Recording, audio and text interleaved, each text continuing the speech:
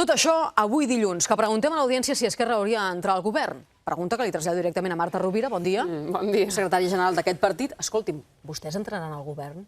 Doncs jo em sembla que avui no podem respondre a aquesta pregunta. Entre altres coses, sempre hem dit que faríem allò que fos necessari perquè en aquest procés tan extraordinari que viu el país, tan històric, de que els ciutadans acabin decidint el seu futur col·lectiu, faríem el que calgués. Em sembla que ho hem demostrat des del passat 25 de novembre, des de les eleccions, que vam intentar trobar la millor fórmula perquè això passés i perquè es anés fent realitat i sortim d'un gran acord en què anem fent passos perquè això sigui factible.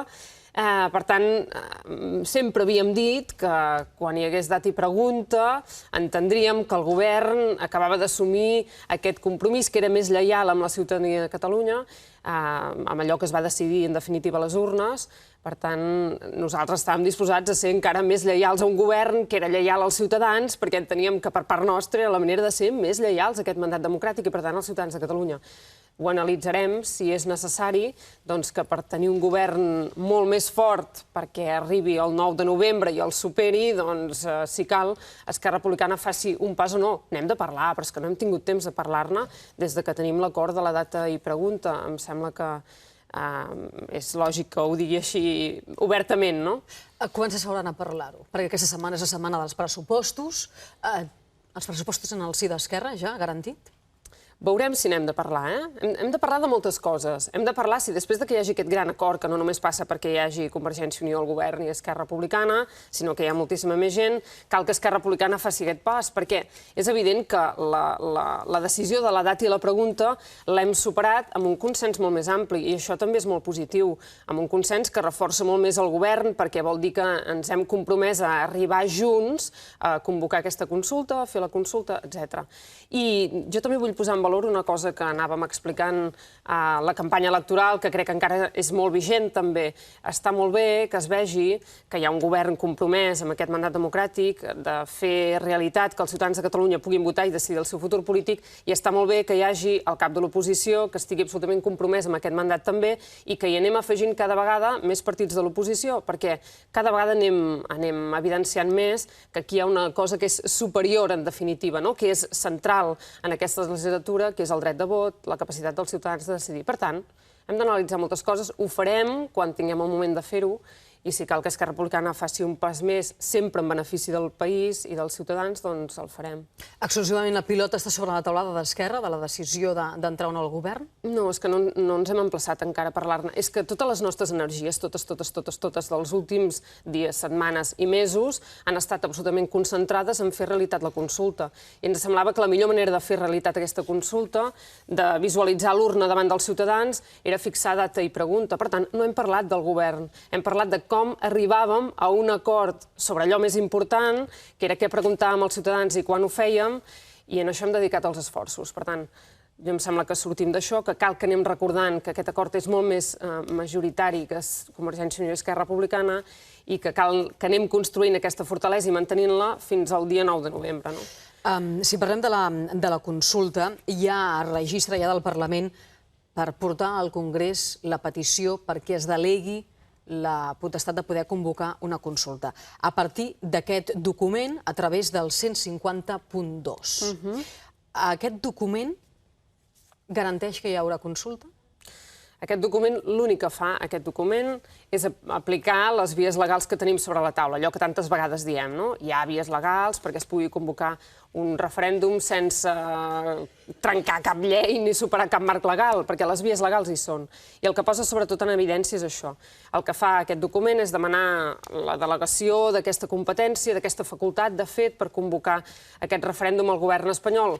Però no n'hi ha prou amb que es demani. Hi ha d'haver una resposta.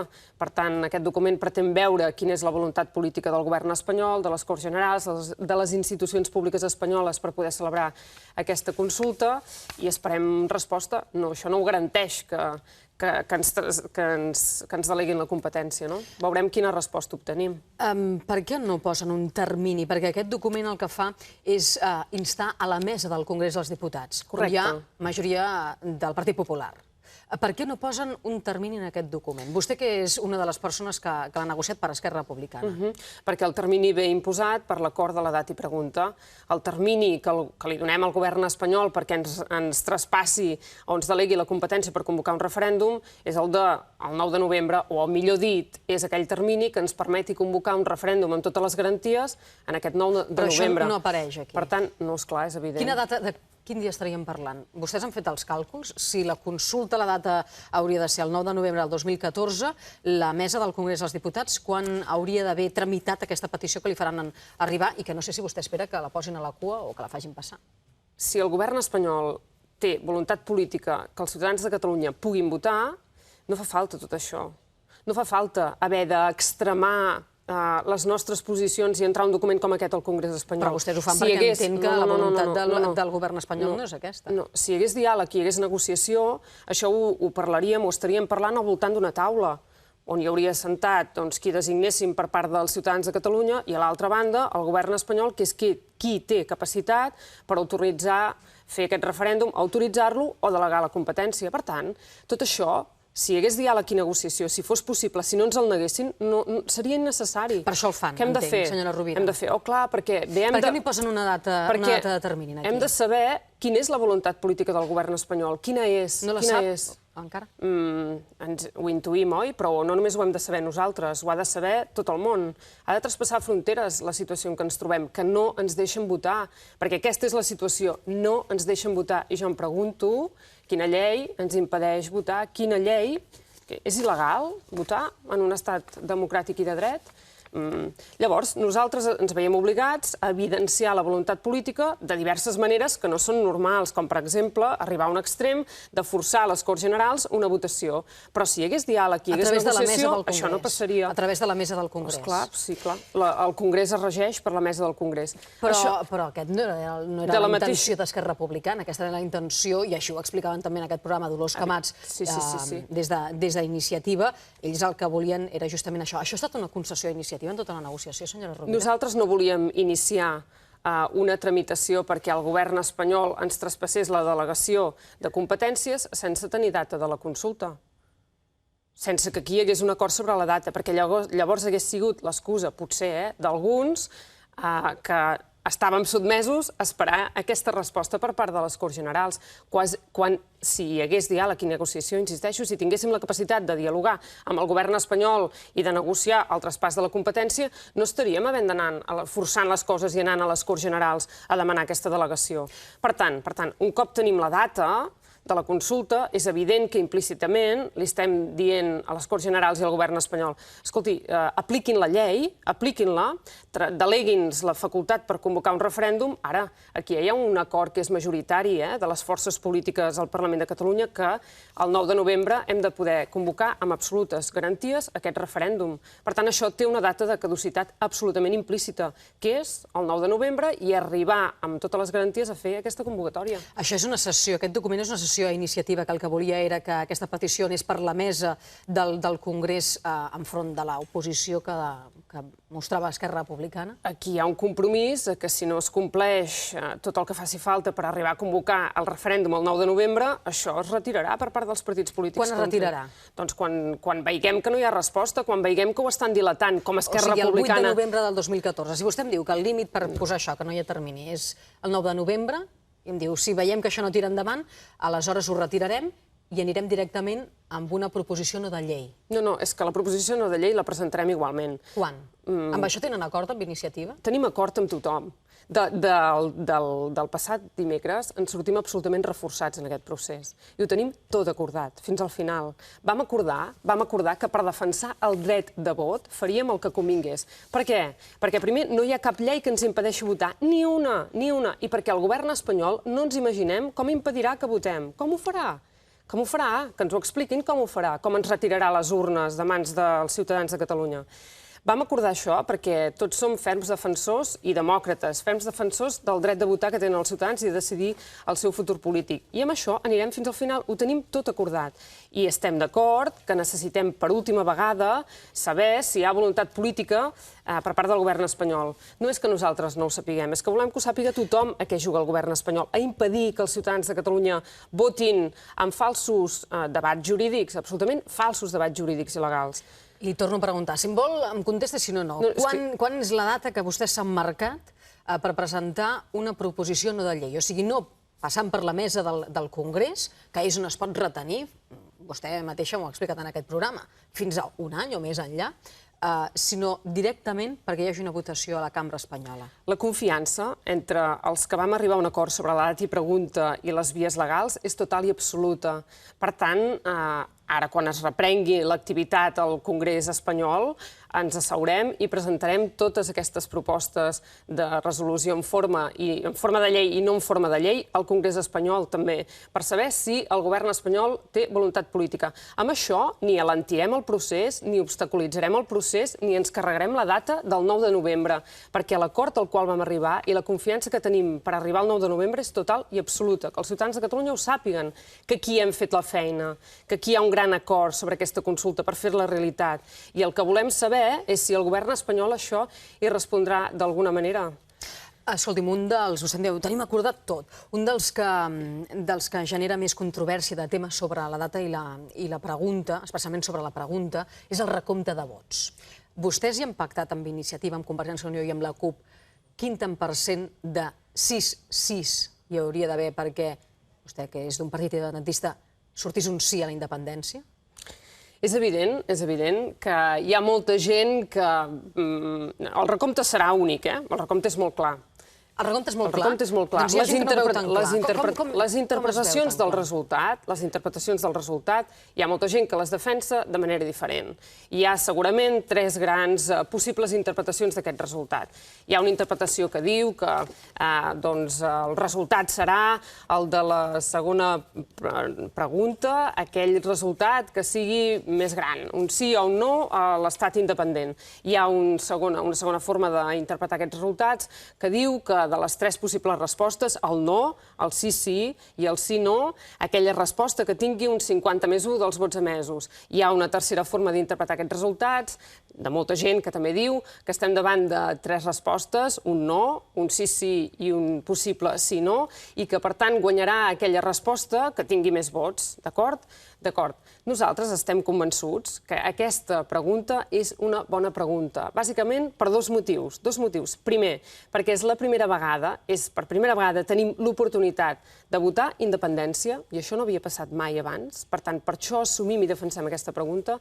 I el segon motiu pel qual assumim aquesta pregunta és perquè tenim, clarament, no només l'oportunitat de votar independència, sinó de guanyar-la absolutament amb qualsevol de les interpretacions dels resultats. De les 3 interpretacions que vostè ha posat damunt la taula, amb quina han quedat? Amb Convergència i Unió, amb Iniciativa, amb la CUP, que serà la vàlida? Per què tenim l'oportunitat de guanyar la independència? Per què la tenim, l'oportunitat? Perquè la independència, avui, a les enquestes, ja ocupa el 48% del cens electoral. I els independentistes, el que tenim ganes de guanyar aquest referèndum és amb molt més d'aquest 48%. Si cal, fins i tot amb un 50+1 de tots els vots emesos, perquè sabem que podem guanyar.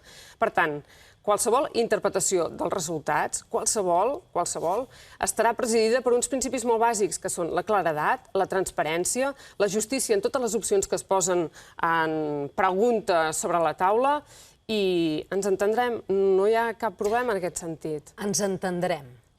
No ens entenem. Ens entenem absolutament en els principis. Hi ha una pregunta acordada i una interpretació dels resultats que guanyarà aquella resposta que sigui més votada i, per tant, qui vulgui afeblir l'acord que tenim en aquest moment amb aquesta interpretació dels resultats no se'n sortirà i jo no contribuiré a la confusió en aquests moments. Treballarem fins a l'últim moment perquè aquesta interpretació quedi absolutament transparent, clara, justa i democràtica, perquè així és com s'ha de fer un referèndum. Fins a l'últim segon vol dir fins que hi hagi un reglament o fins que hi hagi el decret de convocatòria. Si surt una butlleta amb no, què passarà? Si surt una butlleta amb no, perquè només pot sortir una butlleta amb no? Sí, però suposo que no hi haurà algú controlant quantes creuetes fa després d'haver marcat un no la persona que vagi a votar. Per tant, si alguna persona agafa la butlleta i marca un no, aquell vot hauria de ser nul, senyora Rovira? Evidentment, perquè no respon la pregunta, els apartats de la pregunta, de la forma que li demana aquest referèndum. Es pot boicotejar per aquí la consulta, si s'arriba a fer? La pregunta és una pregunta encadenada. La primera part de la pregunta, el primer apartat, se'ns demana si estem d'acord que Catalunya sigui un estat. Aquest primer apartat de la pregunta és excloent. Respon si estàs d'acord que Catalunya és estat o no estàs d'acord si Catalunya és estat. El no es queda aquí, perquè aquest primer apartat de la pregunta exclou la possibilitat de passar al segon apartat de la pregunta. El que ens pregunta si estem d'acord que aquest estat sigui independent o no sigui independent. Estem d'acord en això? Per tant, només pot existir la resposta del no, del sí, sí, o del sí, no. Si no, serà vot nul. El no és vot nul, evidentment. Perfecte. Escolti'm, la pregunta encadenada, la doble pregunta, les dues preguntes, això va ser idea del president Mas? En tot cas, tindran l'oportunitat que el president, com a màxima persona que ha liderat l'acord de la pregunta, els expliqui en aquesta cadena avui... Aquesta nit, entrevista institucional, però a banda de preguntar-li a ell, que ho faran Carles Prats i Lídia Heredia, jo li pregunto a vostè que ha estat en la negociació. Em sembla que ha sigut molt transparent la negociació en el sentit que va ser el president Mas fa cosa d'un mes que va dir que aquesta qüestió la volia portar ell personalment, amb els diferents líders dels partits polítics. I aquí els líders dels partits polítics que hi han intervingut i que han tingut reunions bilaterals amb el president abans d'aquesta reunió a Palau la setmana passada, on hi havia molta més gent, doncs ha sigut l'Oriol Junqueras per part d'Esquerra Republicana, el Joan Herrera per part d'Iniciativa i també el David Fernández per part de la CUP. I ells han fet possible, amb el lideratge del president al capdavant, que avui hi hagi aquest acord que, insisteixo, ens fa molt més forts i ens augura haver superat un pas en el que molts vaticinaven que ens dividiríem i que la consulta, que el referèndum no s'aguantaria. Ara hem de guanyar una cosa molt més, a part d'això, molt més important, que és el dret de vot. Que tothom reflexioni que aquí la responsabilitat la té el govern espanyol en reaccionar. El dret de vot està recollit en aquesta proposició registrada al Parlament? Clar, evidentment, i està recollit a les lleis, està recollit a la Constitució espanyola i està recollit per totes les vies legals que coneixem, el dret de vot. A través d'aquí apel·lem al dret de vot, perquè demanem la delegació al govern espanyol de la capacitat de fer referèndums. Per tant, demanem que se'ns delegui aquesta capacitat del dret de vot d'acord amb la legislació que coneixem espanyola. Sap que el PSC, Pere Navarro, diu concretament que això de la data i la pregunta, l'acord, és una maniobra de Convergència i Unió per tenir pressupostos. Què respon? Convergència i Unió sap perfectament que nosaltres ens hem estat esforçant des de fa mesos, des d'abans de l'estiu, i jo encara diria més, des del Pacte d'Estabilitat Parlamentària, després del 25 de novembre, perquè hi haguessin pressupostos. Els pressupostos de l'any passat no van ser possibles perquè no vam tenir la informació per fer-los per part del govern espanyol. La vam tenir tardana en un mes de setembre, octubre-novembre, que pràcticament els pressupostos estaven executats. Per tant, no es podien fer uns pressupostos. Aquest any, com que fa molts mesos que treballem perquè hi hagin uns pressupostos com ens sembla que haurien de ser per part d'Esquerra Republicana, almenys els més socials possibles, malgrat tot, malgrat no són els pressupostos que es mereixen els ciutadans de Catalunya, perquè hem estat treballant fórmules imaginatives per tenir ingressos que no depenguessin de la voluntat del govern espanyol una vegada més, el que retalla, el que no fa les transferències corresponents, el que no paga els deutes cap a Catalunya. Per tant, hem estat treballant moltíssim perquè hi haguessin aquests pressupostos, malgrat tot, malgrat que no ens agraden, malgrat que no són els que es mereixen els ciutadans de Catalunya.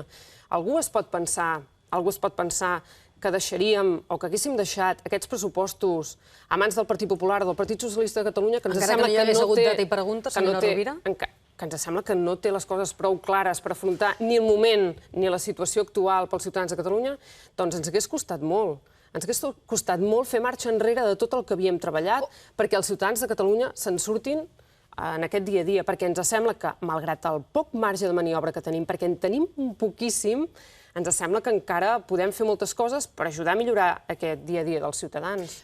O sigui, que no és una maniobra de Convergència i Unió això de tenir la data i la pregunta ja dijous de la setmana passada perquè aquesta setmana tingui el sí d'Esquerra als pressupostos. Diran que sí als pressupostos. Evidentment que no és una maniobra de Convergència i Unió. Diran que sí als pressupostos. Direm que sí als pressupostos. Hem estat treballant no només als pressupostos, sinó un munt d'esmenes que hem presentat a la llei de mesures i fins i tot als mateixos pressupostos, perquè no vam tenir temps d'acabar de tancar determinades coses, per millorar-los. Direm que sí als pressupostos, direm que sí als pressupostos i direm que sí també, i encara treballarem amb molta més energia i molta més concentració perquè hi hagi la via de sortida d'aquests pressupostos, que és que els ciutadans votin l'any vinent.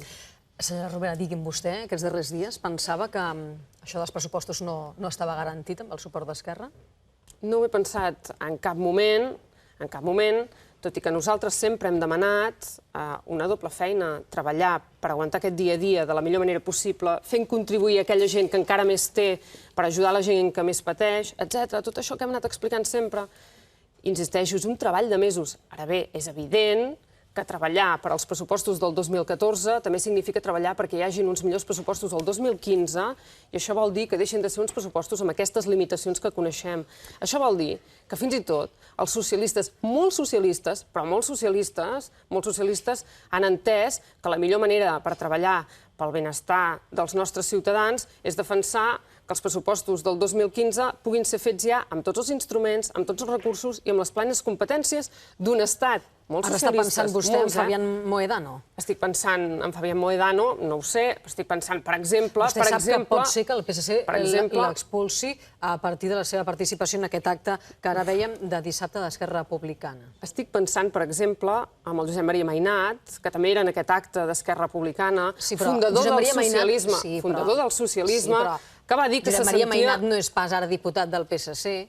I el Fabián Mohedano tampoc és diputat del PSC, que jo sàpiga. No està l'executiva del PSC i Mainat no hi és. Doncs és una cosa que s'haurien d'escoltar molt, perquè el que representa el Josep Maria Mainat per al socialisme català és molt important. Va ser un dels pares fundadors, va ser un dels lluitadors, no només de tenir un país molt més progressista i molt més social, sinó que va lluitar fins i tot per tenir la democràcia en el procés de transició, va lluitar com un demòcrata per assumir tots aquests drets, fins i tot el dret de vot.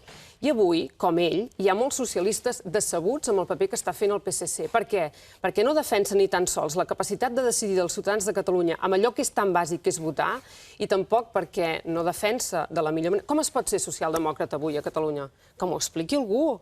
Com es pot ser socialdemòcrata i defensar la justícia social si no tenim recursos, si no tenim competències, si no tenim instruments? Per tant, hi ha molts socialistes que han arribat a la conclusió que la millor manera de defensar el benestar social, la justícia social, és treballar per la independència. Coincideix amb el conseller Andreu Mas-Colell, que ahir en aquesta casa deia que els pressupostos que presenta el Parlament són els mateixos que hauria fet el PSC, perquè la situació no pot ser una altra? No ens ho han demostrat, no? Per tant, nosaltres ens limitem a treballar perquè aquest dia a dia sigui millor dels ciutadans, però treballar sobretot pel futur, i el PSC hauria de fer el mateix. Amb quines partides socials, abans em deia, són uns pressupostos socials, els més socials possibles, és el que Esquerra diu d'aquests comptes del 2014. Quines són les partides socials en les quals vostè assumeix que es queden curts? Hauríem pogut fer molt més per totes les partides socials. De fet, ho hem dit també, són els pressupostos més socials possibles, però no són suficientment socials. Per què? Perquè no es pot estirar més del que hi ha. D'on no n'hi ha, no en raja, no diuen. Per tant, el que hem de fer és treballar perquè els pressupostos de l'any que ve tinguem tots els mecanismes per realment fer els pressupostos que es mereixen els nostres ciutadans, per cobrir totes les polítiques socials, totes i cadascuna d'elles. Quina és la partida on assumeix vostè que li dol més que no tingui els diners que es mereix? Doncs fem un esforç en partides molt importants, per exemple, en programes de pobresa infantil, molt importants, nous. Fem un esforç en renda d'inserció mínima, importants també perquè es busquen moltes maneres d'aquelles persones que han perdut totes les prestacions socials i la possibilitat de trobar feina, doncs de tenir uns programes o bé d'una o d'una altra manera, o bé amb ajuda econòmica o amb uns programes perquè la trobin. Fem també un esforç molt important, i li explicaré per què li dic aquestes partides, en unes partides d'habitatge, per, evidentment, fer front als problemes d'habitatge que hi ha al nostre país. Sí, però a la vegada, amb el tema d'habitatge, potser veurem com aquests habitatges socials s'han de vendre a fons d'inversió. D'acord, en totes aquestes partides, més la de pobresa infantil, on s'inclouen les de beques menjador, en totes aquestes partides ens agradaria poder treballar-hi molt més i poder tenir unes partides superiors. Es fa un esforç, però ens agradaria fer-lo molt més del que podem fer. Però planteja... hem de quadrar els comptes, d'això tots som conscients. Per això li preguntaré, perquè de quadrar els comptes va haver de vendre o no habitatge social a fons d'inversió, com es planteja, per exemple, el conseller Vila, perquè en aquest programa mateix ens ho explicava. Si no s'aconsegueixen aquests 2.300 milions a partir de la pujada d'impostos, algunes taxes noves i a partir de la venda de patrimoni de la Generalitat, què passarà, senyora Rovira? 2.300 milions. D'acord, ho veuen com és molt important que superem els pressupostos del 2014, però que enfoquem els pressupostos del 2015. Li pregunto pel 2014, pel dia a dia, pel més immediat, senyora Rovira. Farem el que està a les nostres mans i hem aprovat un seguit, aprovarem amb la llei de mesures un seguit de taxes i de mesures impositives que no gravaran les classes populars i treballadores d'aquest país, que encara van a buscar aquells que més tenen per ajudar aquells que més pateixen, impostos mediambientals, com per exemple l'impost de successions modificar, perquè les grans fortunes encara poden assumir l'impost de successions per ajudar aquells que més pateixen. Tot això són fórmules imaginatives que ens han de permetre superar aquest 2014 per construir, per fer uns pressupostos del 2015 que no neixin amb les limitacions i les decisions que ens imposa el govern espanyol. I en això, ara, estarem absolutament concentrats en poder decidir els pressupostos del 2015 perquè els recursos que genera el nostre país s'inverteixin en els seus ciutadans. Escolti, que el pròxim cop que l'entrevisti l'hauré d'entrevistar ja com a consellera. Espero que sigui com a ciutadana, que pot continuar exercint aquest dret de vot i que ho pot fer en aquest 9 de novembre de la forma més pacífica i democràtica possible. Com a consellera, sí o no, li agradaria? No és una opció que depengui de mi. Farem el que calgui per mantenir viu aquest 9 de novembre i perquè els ciutadans de Catalunya se'n surtin. Farem el que calgui, assumirem les responsabilitats que calgui. Per què és tan prudent? Perquè no puc contestar aquesta pregunta jo avui. No la puc contestar avui. I no és una qüestió del que vol o no vol la Marta Rovira. No és una qüestió del que vull com a persona. És una qüestió del mandat democràtic que sentim, que notem i que tenim. I recordo que tenim un mandat democràtic, Tenim un mandat democràtic amb l'obligació, com a diputada que sóc, de donar-hi compliment des de totes les institucions públiques. Això és superior a tot, és superior a tot. Contra aquest mandat democràtic ens intentaran a partir d'ara forçar legalitats, resolucions del Tribunal Constitucional, voluntats en contra per part del govern espanyol. I amb això hem de ser molt forts. I jo estic molt contenta i molt satisfeta de la setmana passada, perquè vam demostrar una capacitat de fortalesa, una manera de fer política que va sorprendre els ciutadans per la seva discreció, que garanteix que arribarem fins al 9 de novembre. Per tant, la Marta Rovira, com a Esquerra Republicana, seran un instrument més per fer efectiu això de la millor manera, de la manera que calgui. Marta Rovira, secretària general d'Esquerra Republicana, gràcies per haver estat avui aquest dilluns aquí als matins de TV3. Avui amb aquesta pregunta, si Esquerra hauria d'entrar al govern, començarem també amb aquesta qüestió l'entrevista. Gràcies, que vagi molt bé. A vosaltres.